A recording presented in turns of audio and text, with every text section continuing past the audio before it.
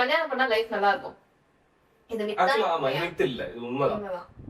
அது ஏன்னு சொல்லி இப்ப மோஸ்டா நிறைய பசங்களுக்கு இல்ல பொண்ணுங்களுக்கும் வச்சுக்கோங்களேன், காமனாவே செட்டில் ஆயிட்டு அதுக்கப்புறம் கல்யாணம் பண்ணிக்கலாம் அப்படின்னு சொல்லுவாங்க. பட் அதுதான் மித்து. செட்டில் ஆனதுக்கு அப்புறம் கல்யாணம் பண்ணணும்ன்றது நடக்காது. கல்யாணம் பண்ணாதான் நம்ம செட்டிலே ஆக முடியும்.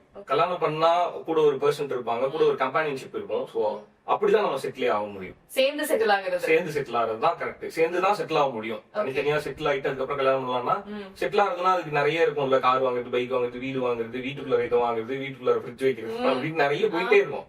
சோ அது ஒரு நெவர் எண்டிங் ப்ராசஸ் இந்த செட்டில் ஆகுதுன்றது. அது கல்யாணம் ஆனதுக்கு அப்புறம் தான் நடக்கும். ஓகே, இஎம்ஐ வச்சுட்டே கல்யாணம் பண்ணலாமா?